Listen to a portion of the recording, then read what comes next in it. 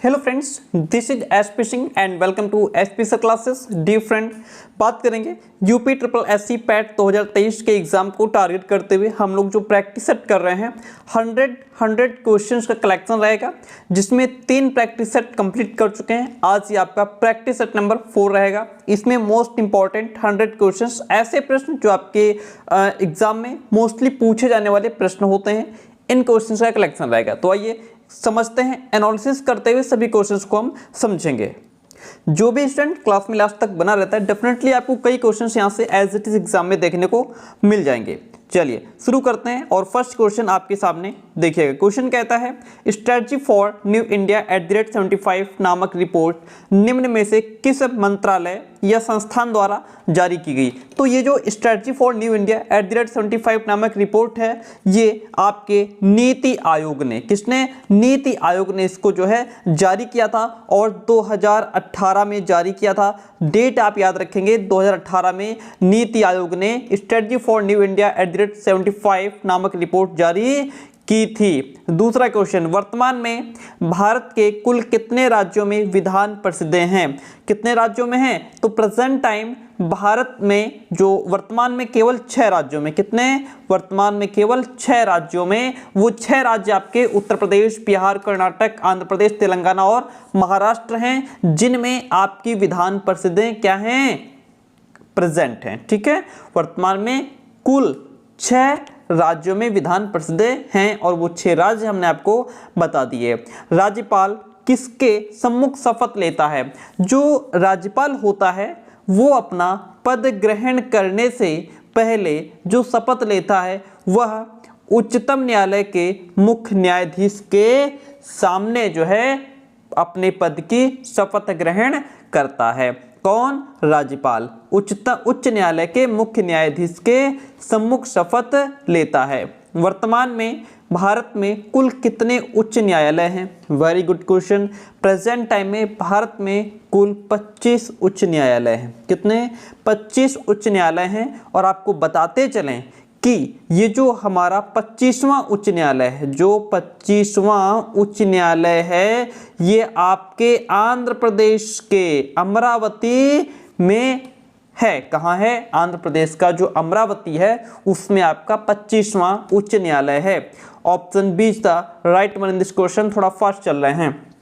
अगला क्वेश्चन कहता है कौन सा अनुच्छेद अस्पृश्यता के उन्मूलन से संबंधित नहीं, यानी कि किस अनुच्छेद में अस्पृश्यता को जो है कि निषेध माना गया है या अस्पृश्यता का, छुआछूत का अंत कर दिया गया है। वो अनुच्छेद आपका 17 है। कौन सा अनुच्छेद है? अनुच्छेद 17 में जो छुआछूत है, जो अस्पृश्यता है, उसको निषेध माना गया है। Option A is the right one this question. बल आघूर्ण का मात्रक क्या होता है? बल आघूर्ण का मात्रक जो है वो न्यूटन मीटर होता है।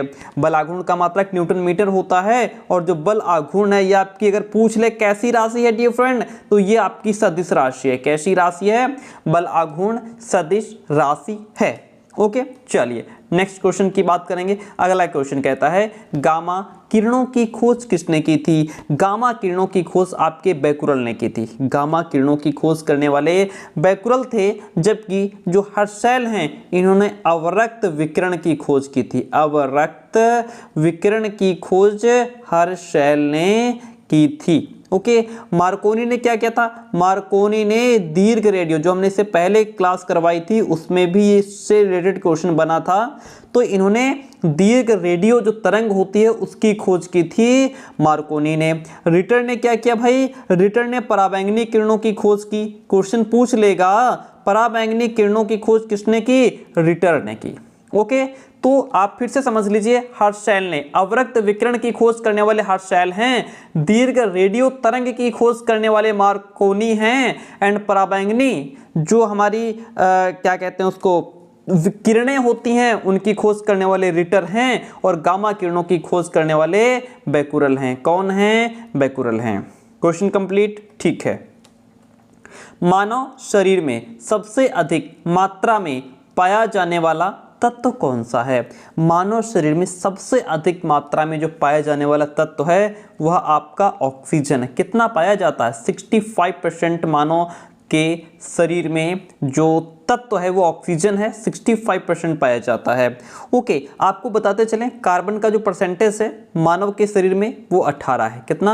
18% है। हाइड्रोजन का जो परसेंटेज रहता है वो आपका 10% है और नाइट्रोजन का जो परसेंटेज है वो आपका 3 रहता है। कितना? 3%। ठीक है, क्वेश्चन क्लियर हुआ? Okay, very good. अगला क्वेश्चन कहता है बेरी-बेरी रोग किस विटामिन की कमी के कारण होता है? जो बेरी-बेरी नामक रोग हो जाता है यह शरीर में, आपके शरीर में जब विटामिन B1 की कमी हो जाती है तब बेरी-बेरी नामक रोग हो जाता है। विटामिन B1 का रासायनिक नाम थायमीन होता है। क्वेश्चन आपसे पूछ लेगा विटामिन B1 का रासायनिक नाम क्या है, तो आप क्या बताएंगे? थायमीन है, जिसकी कमी से बेरी-बेरी नामक रोग हो जाता है। मांसपेशी एवं अस्थि के जोड़ को क्या कहा जाता है? मांसपेशी एवं अस्थि के जोड़ को टेंडन कहते हैं। क्या कहते हैं? टेंडन कहते हैं। ये तो बात हो गई मांसपेशी और अस्थि की। ठीक है, अगर यहाँ पे अस्थि एवं अस्थि लिखा होता, अगर आपके क्वेश्चन में अस्थि और अस्थि यानी कि हड्डी से हड्डी जो जब जुड़ती है तब वहाँ पे जो जोड़ होता है उसको लिगामेंट्स कहते हैं। क्या कहते हैं? उसको लिगामेंट्स कहते हैं। ओके, और जो तंत्रिका ऊतक होता है उसकी इकाई को हम न्यूरॉन कहते हैं। तंत्रिका ऊतक की इकाई को, तंत्रिका ऊतक की इकाई को हम न्यूरॉन कहते हैं। हड्डी से हड्डी जब जुड़ती है उसको लिगामेंट्स कहते हैं और हड्डी से मांसपेशी जब जुड़ती है उसको टेंडन कहते हैं। चलिए, अगला क्वेश्चन आपके सामने है। मैंने यह काम कर लेना चाहिए वाक्य में अशुद्ध। अब तक आपकी क्लासेस रोज नहीं हो पा रही थी, अब आपकी क्लासेस कंटिन्यू होंगी, रोज होंगी। ठीक है, आप चैनल पर एक्टिव बने रहिए। एक दिन में 2 या 3 क्लासेस कराने का प्रयास करेंगे। मैंने यह काम कर लेना चाहिए वाक्य में अशुद्ध अंश कौन सा है? क्या बोलते हैं हम लोग कि मैंने यह काम कर लेना चाहिए या फिर यह काम, हाँ, तो इसमें ये पूछ रहा है कि अशुद्ध अंश कौन सा है, इसमें कौन सा पार्ट है आपका जो गलत है? तो यहाँ पे मैंने जो है वो आपका गलत है। क्यों? मैंने नहीं होना चाहिए था ना, क्या होना चाहिए था? मुझे यह काम कर लेना चाहिए। क्या होना चाहिए? मुझे यह काम कर लेना चाहिए, तभी हमारा सही हो जाता। मैंने गलत है यहाँ पे। अग्रज का सही विलोम शब्द क्या होगा? अग्रज का मतलब क्या होता है भाई? अग्रज का मतलब होता है बड़ा। आपका अग्रज भ्राता यानी कि आपका बड़ा भाई। उसका छोटा क्या मतलब, उसका विलोम क्या हो जाएगा? अनुज। अनुज का मतलब क्या होता है? छोटा। अनुज का मतलब क्या होता है? छोटा होता है। चलिए, अगला क्वेश्चन लेते हैं। मुहावरे अपना सामान्य अर्थ न देकर डैश अर्थ प्रकट करते हैं। तो जो मुहावरे होते हैं वो सामान्य अर्थ नहीं देते हैं, वो एक विशेष अर्थ को प्रेजेंट करते हैं, एक विशेष अर्थ को प्रकट करते हैं। ठीक है, ये कुछ हिंदी के क्वेश्चंस आपके सामने इस समय हैं। एक पंथ दो काज, इसका मतलब क्या होता है? एक पंथ दो काज का मतलब होता है एक ही काम से 2 लाभ होना। क्या होना? एक ही काम से आप काम एक कर रहे हैं लेकिन लाभ आपको 2 हो रहे हैं, इसका मतलब है एक पंथ 2 काज। ये लोकोक्ति इसके लिए प्रसिद्ध है। तपस्वी का स्त्रीलिंग क्या होगा? तपस्वी जो है यह एक पुल्लिंग शब्द है, इसका स्त्रीलिंग हो जाएगा तपस्विनी। क्या हो जाएगा? तपस्विनी जो है यह तपस्वी का स्त्रीलिंग शब्द हो जाएगा। निम्न में से किस देश में ग्वादर बंदरगाह का विकास चीन की सहायता से किया जा रहा है? कहाँ की बात है भाई? ये किस देश की बात है? यह आपका पाकिस्तान में। कहाँ? पाकिस्तान में ग्वादर बंदरगाह विकास जो है, बंदरगाह का विकास वो चीन की सहायता से किया जा रहा है। ठीक है, आगे बढ़ते हैं। और क्लास कैसी रहती है आप कमेंट करके जरूर बताएंगे। निम्नलिखित में से ताजिकिस्तान की राजधानी क्या है? ताजिकिस्तान की जो राजधानी है वह दुशांबे है। ठीक है, ताजिकिस्तान एक हमारा कंट्री है, देश है, जिसकी राजधानी आपकी क्या है? दुशांबे है। अब जो बाकी बचे इनको भी समझ लेते हैं। देखिए, जो ताशकंद है ये उज्बेकिस्तान की राजधानी है, अस्टाना कजाकिस्तान की राजधानी है और एशखाबाद तुर्कमेनिस्तान की राजधानी। हो सकता है इस बार इसने क्वेश्चन में ये पूछा था पहले, अब कि आपका ये पूछ ले या ये पूछ ले या ये पूछ ले, तो उसके लिए आप इस बॉक्स पर नज़र डालिए। देश है उज्बेकिस्तान, राजधानी है ताशकंद। देश है कजाकिस्तान, राजधानी Astana. Tajikistan, Dushanbe, Turkmenistan, Ashgabat. Okay, चलिए इसको आप जरूर रट लेंगे, याद कर लेंगे, क्योंकि देश की राजधानी बहुत पूछता है, बहुत का मतलब एक क्वेश्चन जरूर मिलेगा यहाँ से। निम्न में से किस राज्य में झूम खेती प्रचलित है? कहाँ? नागालैंड में जो है झूम खेती प्रचलित है, जिसे स्लेश कहा जाता है, स्लेश भी कहते हैं। ठीक है, क्या कहा जाता है? स्लेश भी कहते हैं, या फिर इसको हम वर्ण खेती भी कहते हैं। क्या कहते हैं? क्या नाम दिया गया है? वर्ण खेती नाम भी दिया गया है। कहाँ? नागालैंड में झूम खेती खूब प्रचलित है, जिसे स्लेश या फिर वर्ण खेती भी कहा जाता है। लोकसभा के अधिकतम कितने सदस्य राज्यों के निर्वाचन क्षेत्रों से निर्वाचित किए जा सकते हैं? कितने? 530 सदस्य। कितने? 530 सदस्य राज्यों के निर्वाचन क्षेत्रों से निर्वाचित किए जा सकते हैं। किसके? लोकसभा के। ओके, ठीक है, बढ़ते हैं क्वेश्चन नंबर 20 की तरफ। अगला क्वेश्चन कहता है विश्व श्रमिक दिवस कब मनाया जाता है? Very good question. विश्व श्रमिक दिवस जो है आपका वह 1 मई को मनाया जाता है। 1 मई को हम विश्व श्रमिक दिवस मनाते हैं। तो फिर 3 मई को क्या मनाते हैं? 3 मई को हम विश्व प्रेस स्वतंत्रता दिवस मनाते हैं। हम यहाँ पे लिख देते हैं, आप लिख लीजिए विश्व फिर प्रेस स्वतंत्रता दिवस, स्वतंत्रता दिवस। ठीक है, विश्व प्रेस स्वतंत्रता दिवस 3 मई को मनाते हैं। 8 मई को हम विश्व रेड क्रॉस दिवस मनाते हैं। विश्व रेड क्रॉस क्या मनाते हैं? विश्व रेड क्रॉस दिवस हम कब मनाते हैं? 8 मई को। 11 मई बचा, इसको क्या मनाते हैं? इसको हम राष्ट्रीय प्रौद्योगिकी दिवस मनाते हैं। नोट कीजिए, राष्ट्रीय प्रौद्योगिकी दिवस। ठीक है, चलिए, बहुत अच्छी राइटिंग यहाँ पे नहीं हो पाती है, प्रौद्योगिकी दिवस, बाकी आपको हिंट काफ़ी है ना। राष्ट्रीय प्रौद्योगिकी दिवस हम 11 मई को मनाते हैं। एक बार रिपीट कर लें, विश्व श्रमिक दिवस 1 मई को मनाते हैं। विश्व प्रेस स्वतंत्रता दिवस 3 मई को मनाते हैं। विश्व रेड क्रॉस दिवस कब मनाते हैं? 8 मई को मनाते हैं। राष्ट्रीय प्रौद्योगिकी दिवस 11 मई को मनाते हैं। ठीक है, सारे ऑप्शन आपके क्लियर? Very good. अगला क्वेश्चन कहता है दक्षिण एशियाई क्षेत्रीय सहयोग संघ, जिसको हम सार्क भी कहते हैं, क्या कहते हैं? जिसको हम SAARC भी कहते हैं, सार्क का मुख्यालय कहाँ स्थित है? सार्क का जो मुख्यालय है वह आपका काठमांडू में स्थित है। कहाँ स्थित है? काठमांडू में स्थित है। और इसकी स्थापना 1985 ईस्वी में हुई थी। स्थापना कब हुई थी? स्थापना इसकी 1985 में हुई थी। कोणार्क मंदिर कहाँ स्थित है? जो कोणार्क मंदिर है वह आपका पुरी में, पुरी का मतलब है उड़ीसा में स्थित है। पुरी में, यानी कि हो सकता है अगली बार क्वेश्चन में उड़ीसा लिख दे। ओके, कोणार्क मंदिर पुरी यानी कि उड़ीसा में स्थित है। अगर पूछ ले कोणार्क मंदिर का निर्माण किसने करवाया था, तो इसका जो निर्माण है वो करवाया था नरसिंह। क्या नाम है? नरसिंह। ओके, जिन्होंने निर्माण करवाया था उनका नाम है नरसिंह देव प्रथम। नरसिंह देव जो प्रथम थे, उन्होंने कोणार्क मंदिर का निर्माण करवाया था, जो कहाँ स्थित है? पुरी यानी कि उड़ीसा में स्थित है। ओके, घूमर किस राज्य का प्रमुख लोक नृत्य है? जो घूमर है वह आपका राजस्थान का प्रमुख लोक नृत्य है। और ये जो लोक नृत्य है, भील जो जनजाति है, एक जनजाति है जिसका नाम है भील, उस जनजाति की जो स्त्रियां हैं वो ये नृत्य करती हैं, घूमर। ठीक है, घूमर जो है वो राजस्थान राज्य का प्रमुख लोक नृत्य है, और इस नृत्य को करने वाली भील जनजाति की स्त्रियां हैं जो ये नृत्य करती हैं। भाभा परमाणु अनुसंधान केंद्र कहाँ स्थित है? भाभा परमाणु अनुसंधान केंद्र जो है आपका ये ट्रॉम्बे यानी कि मुंबई में स्थित है। ट्रॉम्बे कहाँ है आपका? मुंबई में स्थित है। ओके, ठीक है।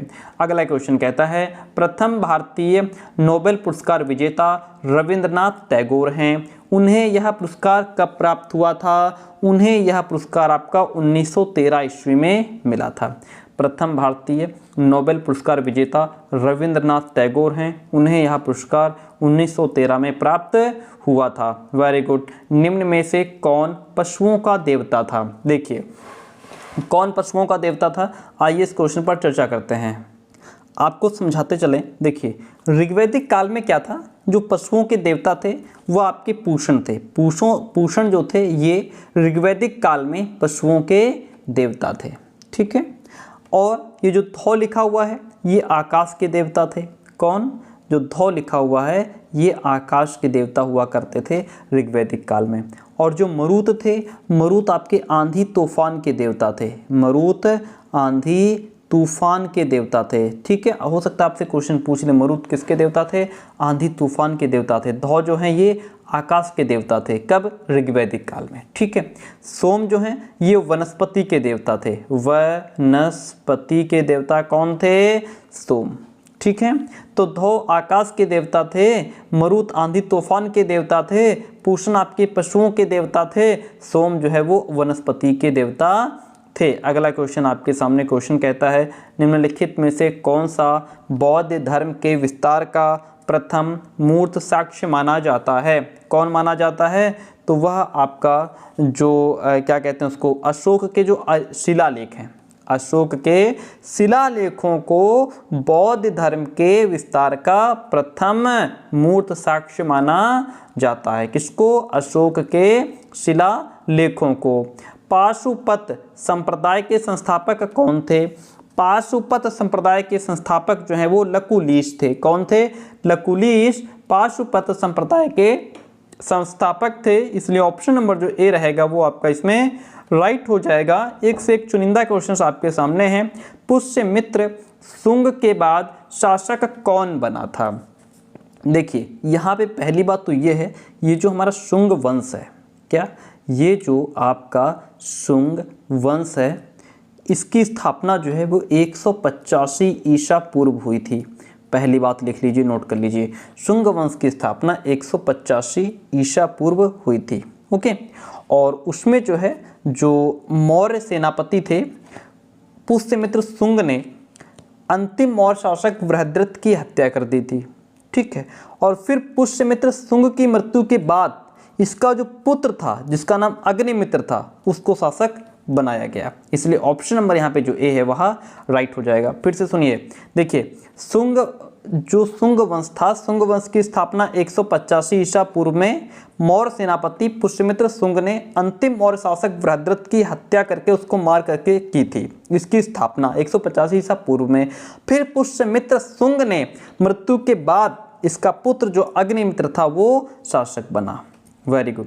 अगला क्वेश्चन आपके सामने क्वेश्चन कहता है निम्नलिखित में से कौन सा पत्थर ईसा की प्रथम सदी के आसपास विकसित मथुरा कला शाला में मूर्ति कला के प्रयुक्त होता था?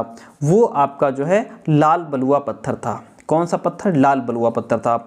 और ईसा की प्रथम सदी से लेकर के कहाँ से? ईसा की प्रथम सदी से लेकर के मुगल काल तक लाल बलुआ पत्थर का प्रयोग किया गया है। ईसा की प्रथम सदी से लेकर के जो है कि मुगल काल तक किसका? लाल बलुआ पत्थर का प्रयोग हुआ है। निम्नलिखित में से कौन महात्मा गांधी का जीवनीकार है? कौन है? तो वो आपके लुई फिशर हैं। कौन? लुई फिशर जो हैं ये महात्मा गांधी के जीवनीकार हैं।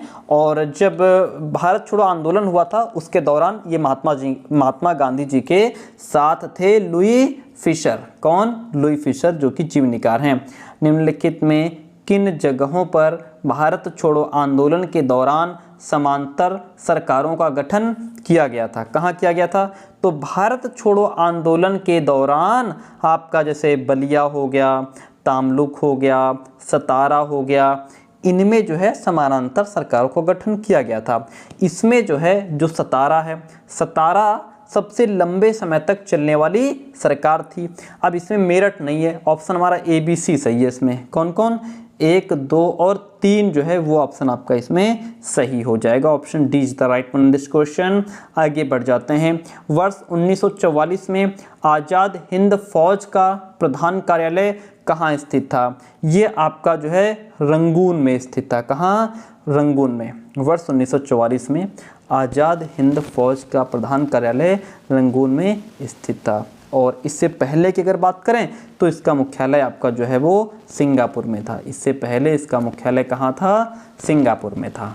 ठीक है, अगला क्वेश्चन आपके सामने, किसने कहा था तुम मुझे खून दो मैं तुम्हें आज़ादी दूंगा। मुझे लगता है सबको ये रटा होगा, ये बात सुभाष चंद्र बोस ने कही थी, तुम मुझे खून दो मैं तुम्हें आज़ादी दूंगा। दिल्ली के लाल किले में आज़ाद हिंद फौज पर अभियोग कब चलाया गया था? ये आपका वर्ष 1945 में, वर्ष 1945 में चलाया गया था। ठीक है, चलिए अगला क्वेश्चन कहता है ग्रेट ब्रिटेन के सहयोग से स्थापित लौह इस्पात केंद्र निम्न में कौन सा है? वह आपका दुर्गापुर है। कौन? दुर्गापुर, जो इस्पात संयंत्र ग्रेट ब्रिटेन के सहयोग से पश्चिम बंगाल में स्थापित किया गया था, वह भी आप लिख लीजिए। कहाँ ये स्थापित किया गया था? पश्चिम बंगाल में। ग्रेट ब्रिटेन के सहयोग से इसकी स्थापना हुई थी दुर्गापुर में। निम्नलिखित में कहाँ जैतून विस्तृत क्षेत्र पर उगाया जाता है? जो जैतून है वो बड़े लेवल पर कहाँ उगाया जाता है? ये आपका फ्रांस में उगाया जाता है। जैतून को इंग्लिश में ओलिव कहते हैं। ठीक है, और जो जैतून है ये एक भूमध्य सागरीय जलवायु की फसल है और फ्रांस में भूमध्य सागरीय जलवायु पाई जाती है, इसलिए वहाँ पर ये बड़े लेवल पर उगाया जाता है, बड़े यानी कि विस्तृत क्षेत्र पर उगाया जाता है। अभ्रक का प्रमुख उत्पादक देश कौन सा है? अभ्रक का प्रमुख उत्पादक देश हमारा भारत है। हमारा भारत जो है ये अभ्रक का प्रमुख उत्पादक देश है। यूएसए यानी कि संयुक्त राज्य अमेरिका की निम्नलिखित महत्वपूर्ण कृषि पेटियों में से किसे अमेरिका कृषि का हृदय कहते हैं? किसको कहते हैं? इसमें आपकी मक्का पेटी, मक्का पेटी को अमेरिकी कृषि का हृदय कहा जाता है। Option D is the right one in this question. निम्नलिखित में से कौन भारतीय मूल की फसल नहीं है? कौन नहीं है? चावल। Very good. क्यों नहीं है भाई? चावल तो बहुत बड़े लेवल पे हमारे यहाँ उगाया जाता है भारत में। गन्ना खूब बीजा जाता है, उत्तर प्रदेश में तो गन्ना ही गन्ना दिखाई पड़ता है। आम जो है ये भी खूब उगाया जाता है, लेकिन जो मक्का है ये इसका मूल स्थान जो है वो आपका दक्षिण अफ्रीका है। मक्का का अगर मूल स्थान पूछ ले पेपर में तो लिख दीजिएगा दक्षिण अफ्रीका मक्का का मूल स्थान है। चलिए अगला क्वेश्चन कहता है हेराल्ड डोमर मॉडल आधारित प्रथम पंचवर्षीय योजना जिसका समय 1951 से 1956 तक था, उसमें मुख्यतः प्राथमिकता दी गई थी। किसको प्राथमिकता दी गई? उसमें कृषि क्षेत्र को। प्रथम पंचवर्षीय योजना में कृषि क्षेत्र को प्राथमिकता दी गई थी। कृषि क्षेत्र को जो है प्रथम लेवल पे रखा गया, उसको प्राइमरी लेवल पे रखा गया। राष्ट्रीय दुग्ध दिवस निम्न में से किस तिथि को आयोजित किया जाता है? राष्ट्रीय दुग्ध दिवस आपका जो है वह 26 नवंबर को आयोजित किया जाता है। ठीक है, राष्ट्रीय दुग्ध दिवस। अभी इसके बारे में थोड़ा जान लीजिए। दुग्ध दिवस के बारे में आपको बताते चलें कि भारत में 2014 से श्वेत क्रांति के जो जनक हैं वर्गीस कुरियन, नाम क्या है उनका? वर्गीस कुरियन नाम है। सुनिए बहुत इंपॉर्टेंट बात बता रहे हैं। वर्गीस कुरियन, उनके जन्मदिन, वर्गीस कुरियन का जन्मदिन होता है 26 नवंबर। उन्हीं के जन्मदिन के दिवस पर यह राष्ट्रीय दुग्ध दिवस हम 26 नवंबर को आयोजित करते हैं। ओके, वर्गीस कुरियन को मिल्कमैन के नाम से भी जाना जाता है। वर्गीस कुरियन को मिल्कमैन के नाम से भी जाना जाता है। देश में प्रथम कृषि गणना निम्न में से किस वर्ष कराई गई? तो देश में जो पहली कृषि गणना थी वो आपकी 1970-71 में कराई गई थी। कब कराई गई? 71 में कराई गई थी। आर्थिक समृद्धि कहलाती है, क्या कहलाती है? देखिए आर्थिक समृद्धि होती क्या है इसको समझिए। अब इसमें जो है आर्थिक समृद्धि निश्चित समय में अर्थव्यवस्था में होने वाली एक वास्तविक आय होती है। इसके अंतर्गत आपकी जो सकल राष्ट्रीय आय हो गई है ना, और सकल घरेलू उत्पाद में वृद्धि हो गया, और प्रति व्यक्ति आय में होने वाली वृद्धि को शामिल किया जाता है आर्थिक समृद्धि में। जब ये सारे ही इसमें इंक्लूड हो जाते हैं तो यहाँ पे ऑप्शन नंबर आपका जो डी है वो राइट हो जाता है। शिक्षा को मौलिक अधिकार के रूप में कब स्वीकृत किया गया? कब इसको एक्सेप्ट किया गया? डियर फ्रेंड, 86वें संविधान संशोधन द्वारा शिक्षा को मौलिक अधिकार के रूप में एक्सेप्ट किया गया था। ठीक है, और जो 86वां संविधान संशोधन था 2002, इसके द्वारा शिक्षा के अधिकार को भारतीय संविधान का जो भाग 111 है अनुच्छेद 21A के तहत मौलिक अधिकार के रूप में इसको एक्सेप्ट किया गया है। ठीक है, अनुच्छेद 21A और 21A में जो है 6 से 14 वर्ष के बच्चों के लिए शिक्षा के अधिकार को एक मौलिक अधिकार बना दिया गया। सिंपल सी बात है। जिस समिति ने लोकतांत्रिक केंद्रीकरण व पंचायती राज की सिफारिश की उसका अध्यक्ष कौन था? उसका जो अध्यक्ष था वो आपके बलवंत राय मेहता थे। ठीक है। और इसकी जो समिति थी इसका गठन कब हुआ? 1957 में। इस समिति का गठन कब हुआ? 1957 में। जिस समिति ने लोकतांत्रिक केंद्रीकरण और पंचायती राज की सिफारिश की उसका अध्यक्ष कौन था? बलवंत राय मेहता। और इस समिति का गठन 1957 ईस्वी में हुआ था। 1957 में हुआ था। नीति निर्देशक तत्वों के अंतर्गत अनुच्छेद 50 किससे संबंधित है? तो जो अनुच्छेद 50 है उसमें आपका कार्यपालिका का न्यायपालिका से पृथक्करण की बात कही गई है। क्या कहा गया है? भारतीय संविधान के अनुच्छेद 50 के अनुसार कार्यपालिका व न्यायपालिका को अलग होना चाहिए। क्या होना चाहिए? दोनों को अलग होना चाहिए। किस समिति की सिफारिश पर मौलिक कर्तव्यों को भारतीय संविधान में शामिल किया गया? तो वो समिति थी आपकी स्वर्ण सिंह समिति, जिसको सरदार स्वर्ण सिंह समिति भी कहा जाता है। क्या है? चाहे आप पे आपका स्वर्ण सिंह समिति लिखा हो या सरदार स्वर्ण सिंह समिति लिखा हो, बात सही है। तो सरदार स्वर्ण सिंह समिति की सिफारिश पर मौलिक कर्तव्यों को भारतीय संविधान में शामिल किया गया और संविधान के 42वें संविधान संशोधन 1976 के द्वारा मौलिक कर्तव्यों को भारतीय संविधान में जोड़ा गया और फिर इसे जो है कि भाग 4A में अनुच्छेद 51A के तहत रखा गया है। भाग 4 और अनुच्छेद 51A के तहत रखा गया है। भारत के वर्तमान मुख्य न्यायाधीश कौन है? वो आपके श्री NV रमन हैं। ठीक है, यहाँ पे रमन भी लिखा हो सकता है, रमन भी लिखा हो सकता है। और ये जो है ध्यान रखिएगा भारत के 48वें मुख्य न्यायाधीश हैं। ठीक है, वर्तमान मुख्य न्यायाधीश NV रमन हैं और ये 48वें मुख्य न्यायाधीश हैं। कितने? 48वें। जल का घनत्व तो सबसे अधिक जो है वो आपका 4 डिग्री सेल्सियस पर होता है। कितना? 4 डिग्री सेल्सियस पर होता है। अगला क्वेश्चन, प्याज एवं लहसुन में गंध किस तत्व की उपस्थिति के कारण आती है?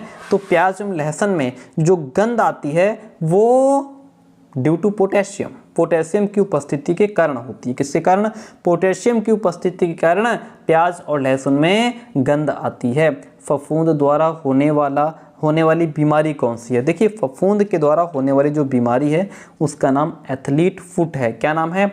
एथलीट फुट है। जबकि जो हमारी हर्पीस है ये विषाणु जनित रोग है। हर्पीस जो है ये विषाणु जनित रोग है, ध्यान रखिएगा।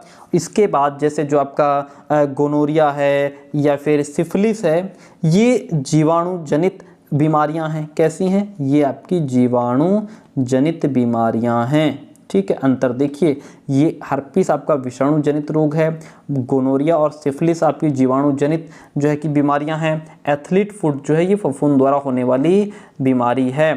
इंसुलिन का स्राव होता है। इंसुलिन का जो स्राव होता है वो लैगरहैंस की दीपिका द्वारा होता है। लैगरहैंस की जो दीपिका है ये क्या है? ये अग्न्याशय का एक भाग है। किसका? यह जो है आपका अग्न्याशय का एक भाग है जिसको लैगरहैंस की दीपिका कहा जाता है। इसके बाद आपके सामने हिंदी का क्वेश्चन है। क्वेश्चन कहता है, माता पिता लोहे के चने चबाकर बच्चों को पढ़ाते हैं, रेखांकित मुहावरे का क्या अर्थ होगा? बच्चे यानी कि माता पिता लोहे के चने चबाकर पढ़ाते हैं, यानी कि बहुत कठिनाई झेल करके बच्चों को पढ़ाते हैं। बहुत कठिनाई झेल करके बच्चों को पढ़ाते हैं। निम्नलिखित शब्दों में से स्त्रीलिंग शब्द कौन है? देखिए, संसार, ये पूरा संसार, ये सारा संसार, ये तो पुल्लिंग हो गया। मुझे गौरव है, मुझे जो है तुम पर गौरव है, ये भी आपका जो है किसका हो गया? ये आपका पुल्लिंग शब्द हो गया, है ना। हमारे समुदाय में आ जाओ या हमारा समुदाय इतना बड़ा, ऐसे तो नहीं कहते कि हमारा समुदाय, ये आपका पुल्लिंग शब्द है। अश्विनी जो है यह आपका स्त्रीलिंग शब्द है। ओके, अश्विनी क्या है? यह आपका स्त्रीलिंग शब्द है। निम्नलिखित में से कौन सा जोड़ा असत्य है, कौन सा गलत है? तो अब जैसे बेटी बेटियां, यहाँ पे आप जो है ऐसे बेटियां लिखा हुआ है वो मिसप्रिंट हो गया है। बेटी बेटियां बहुवचन है इसका, है ना। डिबिया को डिबिये नहीं कहते हैं। तुम्हारे पास कितनी डिबियां हैं, है ना, डिबियां होगा यहाँ पे, तब ये हमारा शब्द सही होगा। क्या होगा यहाँ पे? डिबियां जो है इसका क्या होगा? बहुवचन हो जाएगा, है ना। श्रोता का श्रोतागण होता है, वधु का वधवें होता है। ये सारे ऑप्शन सही हैं। डिबिया का डिबिया होना चाहिए था। अगला क्वेश्चन, पक्षी दाना चुग रहा है, निम्न में कौन रेखांकित शब्द का पर्यायवाची शब्द नहीं है? पक्षी, देखिए पक्षी का जो पर्यायवाची शब्द है ये अंडज होता है, खग होता है, नभचर होता है, वियग होता है, द्विज होता है। ओके, ये सारे पक्षी के पर्यायवाची हैं। लेकिन जो पंकज है ये किसका पर्यायवाची है? यह आपका नीरज, जलज, पंकज, ये सभी आपके कमल के पर्यायवाची शब्द हैं। हमें अनाथ बच्चों की मदद करनी चाहिए। इसमें रेखांकित शब्द का विलोम क्या होगा? यानी कि अनाथ का विलोम क्या होगा? सनाथ। अनाथ का विलोम सनाथ होता है। निम्न में से भारत के किस पड़ोसी देश में विश्व का लगभग 90% अफीम का उत्पाद होता है? आपसे देश पूछ रहा है, किस पड़ोसी देश में? वो पड़ोसी देश हमारा अफगानिस्तान है। अफगानिस्तान में विश्व का लगभग, डियर फ्रेंड, 92% अफीम का उत्पादन होता है। आपको बताते चलें, अफीम जो है वो यहाँ की अर्थव्यवस्था का मुख्य आधार है। कहाँ का? अफगानिस्तान में। ठीक है। निम्न में से प्योंग यांग किसकी राजधानी है? प्योंग यांग जो है वह उत्तर कोरिया की राजधानी है। प्योंग यांग किसकी? उत्तर कोरिया की राजधानी है। ठीक है। बच्चा हमारा जैसे पहला कतर, कतर की राजधानी दोहा है। लिख लीजिए भैया, नोट कर लीजिए। कतर की जो राजधानी है वह दोहा है। और ताइवान की राजधानी ताइपे है। ताइवान की राजधानी ताइपे है। बचा क्या हमारे पास? तुर्की बचा। तुर्की की राजधानी क्या है? तुर्की की राजधानी अंकारा है। तुर्की की राजधानी अंकारा है। ओके, सारे ऑप्शन क्लियर। देखिए, कतर की राजधानी दोहा, नोट करिए, कतर की राजधानी दोहा, तुर्की की राजधानी अंकारा, ताइवान की राजधानी ताइपे, उत्तर कोरिया किसकी राजधानी है? प्योंग यांग की राजधानी है। ठीक है। निम्न में से कौन सा भारतीय राज्य तीन तरफ से बांग्लादेश से घिरा हुआ है? कौन सा राज्य है? वह आपका त्रिपुरा है, जो तीन तरफ से बांग्लादेश से घिरा हुआ है। त्रिपुरा तीन तरफ से बांग्लादेश से घिरा हुआ है। भारतीय संविधान के अनुसार लोकसभा की सदस्यता के लिए न्यूनतम उम्र सीमा कितनी होनी चाहिए? 25 वर्ष। कितनी होनी चाहिए? 25 वर्ष होनी चाहिए। विश्व पर्यावरण दिवस कब मनाया जाता है? वेरी सिंपल, सरल आसान क्वेश्चन। विश्व पर्यावरण दिवस जो है वो हर साल हम 5 जून को विश्व पर्यावरण दिवस मनाते हैं। ओके, फिर हम 22 मई को, चलो ये तो हो गया हमारा विश्व पर्यावरण दिवस। 22 मई को हम क्या मनाते हैं? जैव विविधता दिवस। देखिए, हम सारे ऑप्शंस क्लियर करने की कोशिश करते हैं। ओके, जैव विविधता दिवस हम 22 मई को मनाते हैं। 14 जून को हम विश्व रक्तदान दिवस मनाते हैं। देखिए, विश्व रक्तदान दिवस हम कब मनाते हैं? 14 जून को मनाते हैं। और 20 जून को हम क्या मनाते हैं? विश्व शरणार्थी दिवस। डियर फ्रेंड, विश्व, इनको नोट कर लीजिए, यही आपसे फिर पूछे जाएंगे इस बार एग्जाम में। विश्व शरणार्थी दिवस। सारे ऑप्शन क्लियर। विश्व पर्यावरण दिवस 5 जून को, और फिर हमारा जैव विविधता दिवस 22 मई को, विश्व रक्तदान दिवस 14 जून को, विश्व शरणार्थी दिवस 20 जून को मनाया जाता है। पेट्रोलियम निर्यातक देशों के संगठन ओपेक का मुख्यालय कहाँ स्थित है? ओपेक का जो मुख्यालय है वह आपका वियना में है। कहाँ है? वियना में है। इसकी स्थापना कब हुई थी? पेट्रोलियम निर्यातक देशों के संगठन की ओपेक जो है, इसकी स्थापना कब हुई थी? इसकी स्थापना आपकी 1960 ईस्वी में हुई थी। कहाँ हुई थी? बगदाद में हुई थी। ये भी याद रखिएगा। ओपेक का जो मुख्यालय है वो वियना में है। स्थापना इसकी 1960 में हुई थी। और इसके कहाँ हुई थी? बगदाद में स्थापना हुई थी। बगदाद में इसकी स्थापना हुई थी। गेटवे ऑफ इंडिया कहाँ स्थित है? गेटवे ऑफ इंडिया आपका मुंबई में स्थित है। ओके, जो गेटवे ऑफ इंडिया है इसका निर्माण किसने करवाया था? गेटवे ऑफ इंडिया का निर्माण जो है वो आपके जॉर्ज, क्या नाम था? जॉर्ज विट्ठल क्लार्क नाम था उनका। जॉर्ज विट्ठल क्लार्क ने गेटवे ऑफ इंडिया का निर्माण करवाया था, जो कि मुंबई में स्थित है। चलिए अगला क्वेश्चन, कालबेलिया कहाँ का प्रमुख नृत्य है? कालबेलिया जो है यह राजस्थान का प्रमुख नृत्य है। कालबेलिया राजस्थान का प्रमुख नृत्य है। आप अच्छा, ये जो कालबेलिया नृत्य है ये कौन लोग करते हैं आपको बताते चले। वहाँ की जो सपेरा जनजाति है उसकी स्त्रियाँ इस नृत्य को करती हैं, कालबेलिया को। ठीक है, चलिए। भारत अर्थ मूवर्स लिमिटेड का मुख्यालय कहाँ स्थित है? भारत अर्थ मूवर्स लिमिटेड का मुख्यालय जो है वो आपका बेंगलुरु में स्थित है। भैया स्थापना बताते चलिए। स्थापना इसकी 1964 ईस्वी में हुई थी। भारत अर्थ मूवर्स लिमिटेड का मुख्यालय बेंगलुरु में है। स्थापना इसकी 1964 में हुई थी। ऑस्कर का लाइफ टाइम अवार्ड पाने वाले पहले भारतीय कौन थे? वो भारतीय आपके सत्यजीत रे थे। ठीक है, और उनको ये जो पुरस्कार मिला था वो कब मिला था? डेट बहुत ज़रूरी ध्यान रखिएगा, 1992 में मिला था।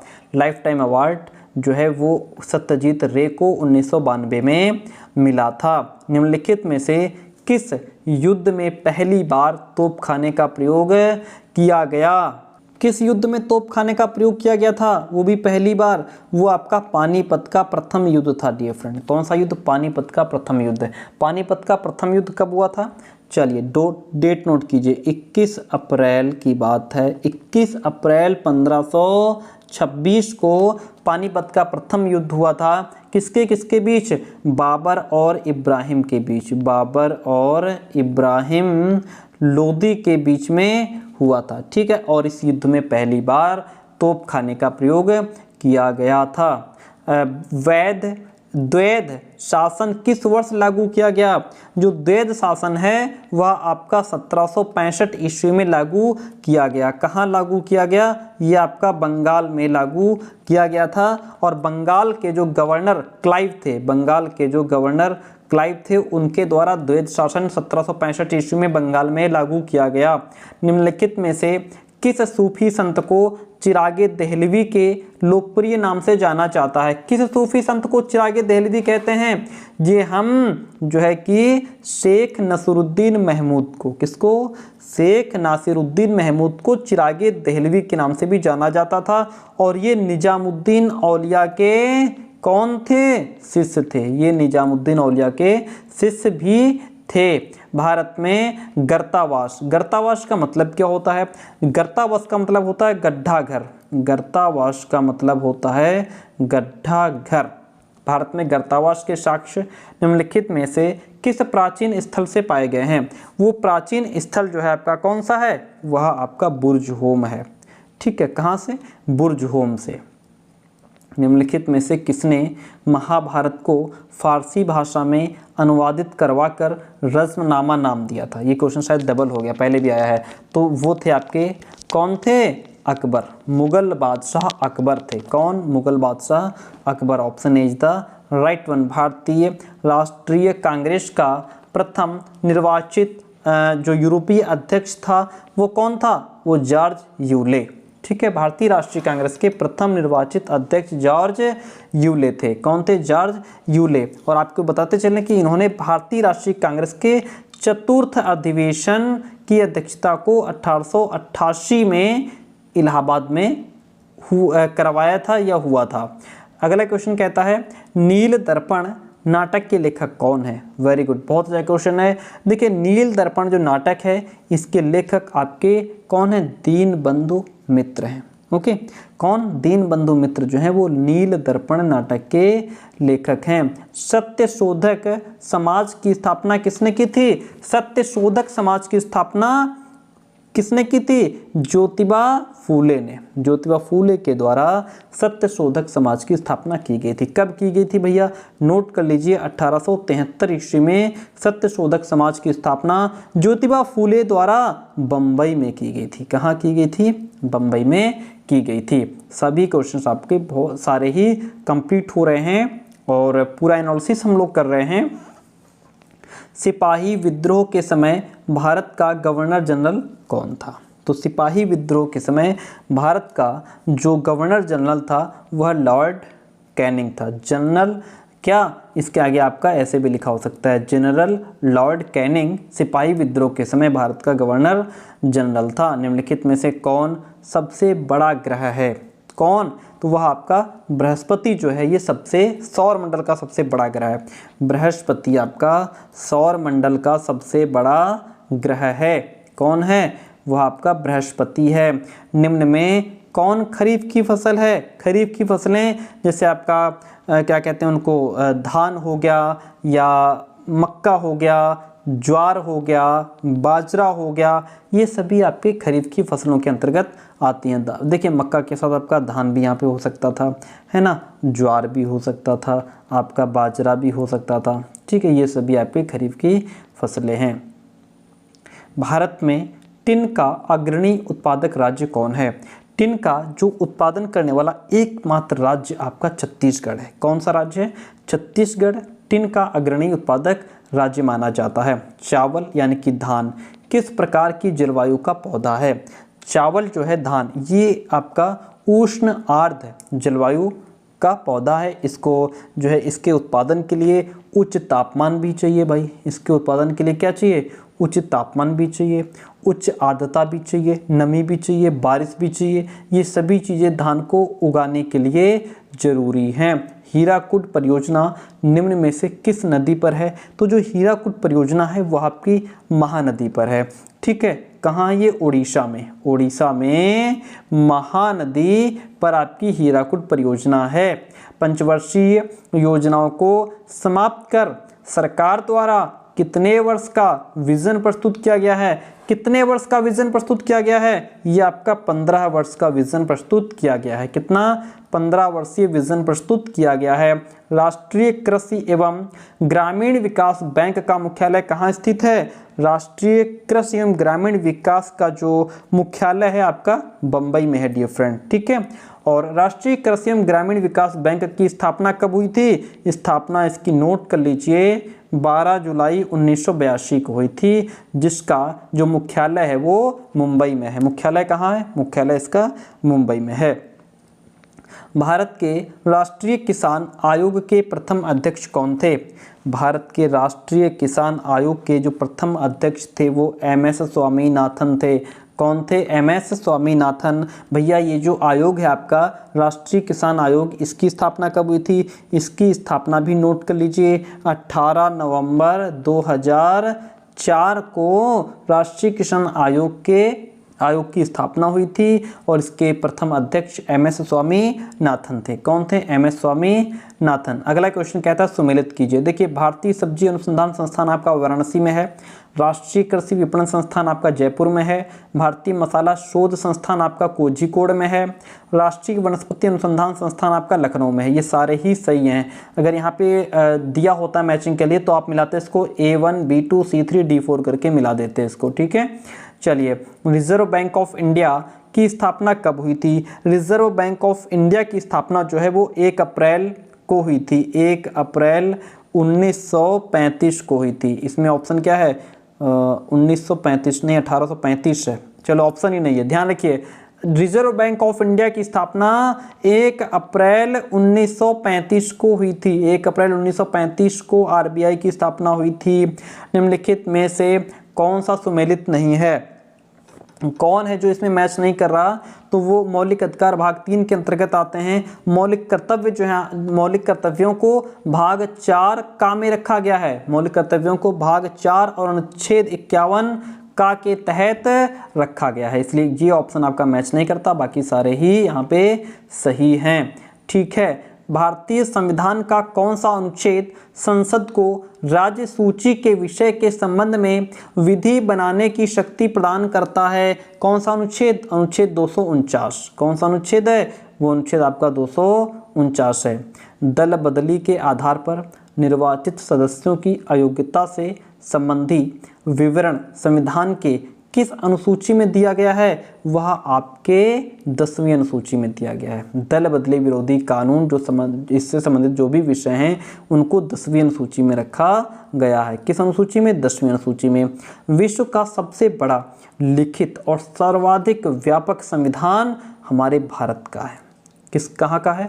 हमारे भारत का है। ये जो भारत का हमारा संविधान है इसको बनने में कितना समय लगा था? इसको बनने में 2 वर्ष, इसको बनने में जो है 2 वर्ष 11 माह 18 दिन का समय लगा था। ठीक है, और अगर पूछ ले विश्व का प्रथम लिखित संविधान किसका है तो वो आपका अमेरिका का है। विश्व का प्रथम लिखित संविधान अमेरिका का है। और विश्व का सबसे बड़ा लिखित और सर्वाधिक व्यापक संविधान हमारे भारत का है। गामा किरणें प्रयुक्त की जाती हैं किसके लिए? जो गामा किरणें हैं वो आपकी कीटाणुओं का नाश करने में, कैंसर के इलाज में, खाद्य पदार्थों को सुरक्षित रखने में गामा किरणों का प्रयोग किया जाता है। इसलिए ऑप्शन नंबर यहाँ पे जो डी रहेगा वह आपका राइट हो जाएगा। विद्युत बल्ब में किस धातु का तंतु यानी कि फिलामेंट लगा होता है?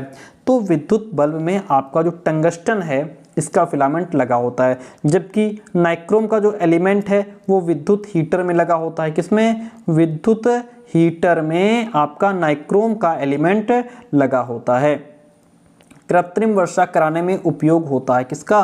कृत्रिम बारिश कराने में सिल्वर आयोडाइड का उपयोग होता है। किसका? सिल्वर आयोडाइड का उपयोग होता है। जबकि आपका यहाँ पे जैसे एक सेकंड, ये तो हमारा हो गया सिल्वर आयोडाइड। कृत्रिम वर्षा कराने में सिल्वर आयोडाइड का उपयोग होता है।